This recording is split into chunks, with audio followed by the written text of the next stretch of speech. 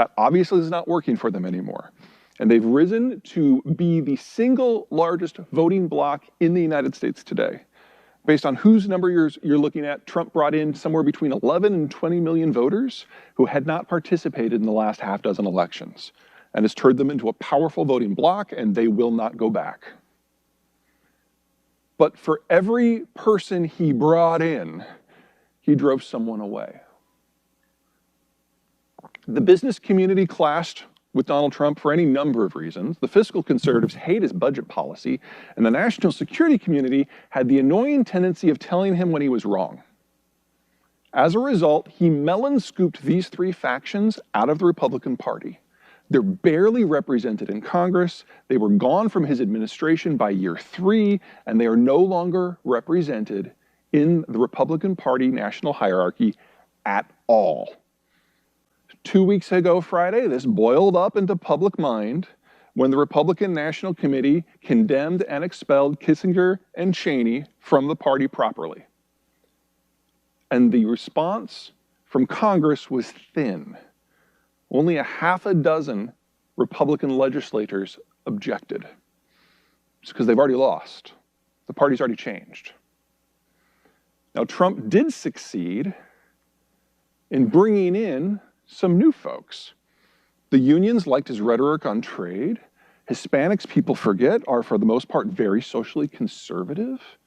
I know that there's a lot of folks who think that the Democrats are trying to encourage illegal migration in order to sway the demographic structure of the voting blocs. That's bad math. Illegal migrants can't vote.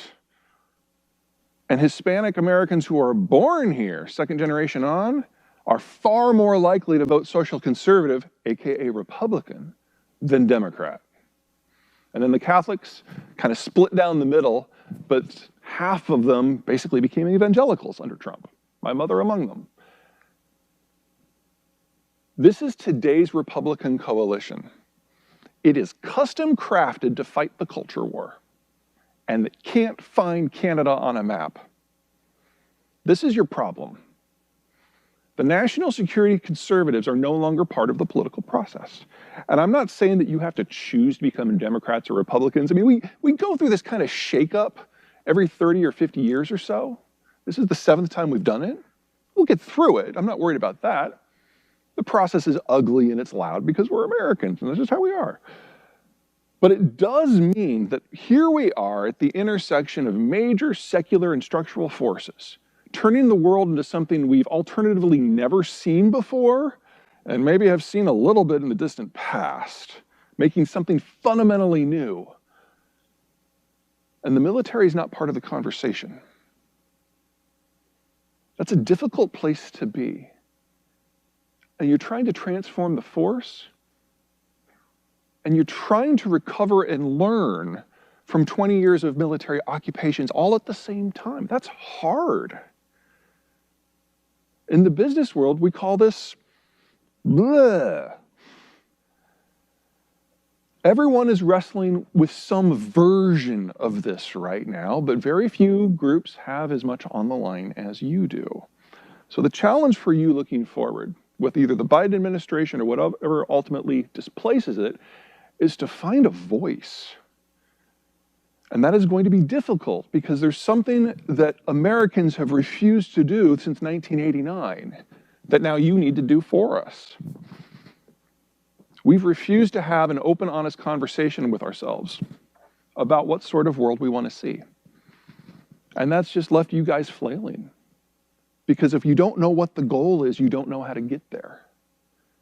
So if you've got a vision, for God's sakes, talk about it, write it down, and present it to other people. I don't care who your political contexts are. Left, right, center, far left, far right, doesn't matter at this point. The United States today, while we're in this transitional period, they usually last 8 to 12 years, we're in year 6. While we are in this process, we cannot have a conversation in the civilian world about foreign policy that matters. We're too drowned out with the noises of the transition as the factions rise and fall and jump ship. You are the only community who can read a map. The business community is out. There are only actually two little parts of the business community that are internationalized. Agriculture, because our farmers are so productive, and Silicon Valley, because they outsourced the entire manufacturing base to East Asia. Silicon Valley has made itself irrelevant to this conversation because that all now has to move. And the farmers want to feed the world. They're going to try. They're going to fail, but they're going to try. That just leaves you. I don't have a solution here. We're living in the lightning. This is the greatest period of change we will experience in our lives. And the world on the other side of this is going to make the transition through World War II look like child's play. So, if you've got a vision, I'd love to hear it. So let's do some questions. I'm going to go ahead and put up the future stability map because I find that that is a useful backdrop. Where do you guys want to go first? The United States was obviously split and couldn't take any strong positions on international trade or security issues beyond the continent because we didn't want to risk the reintegration process. Reconstruction was critical for us in many ways. As a result, the State Department, the Defense Department basically shut down all discussion of meaningful interactions with the outside world for 50 years. We got something called dollar diplomacy out of that, which meant that individual rich Americans or business interests or religious interests would go wherever they wanted in parts of the world that didn't have a large European presence and do whatever they wanted. And the result was hemispheric chaos, and among many, many, many, many other things, the destruction of China as a functional power and its eventual fall to the communist system. I'd prefer to not do that again. That's the road we're on right now, because until our political transition completes, we've lost all guidance. So I can't tell you how to do your jobs. That would be a disaster. I can tell you that you are the only repository of functional information about how the world works in America right now. And if you can't provide discussion and leadership on that topic, it's not going to happen. The American geography has the greater Midwest, has the greater Mississippi system, lowest cost food production and transport system in the world, ocean moats, so any defense force that we are going to build is going to be primarily outward based rather than inwardly based. That's kind of the basis of American power from my point of view.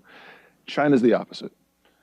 China's land is low quality. They don't have an internal transport system except for in regions that they're concerned are secessionist. And then they are surrounded by a belt of useless lands that they can't really patrol effectively. And because of the first island chain, they can't project power out except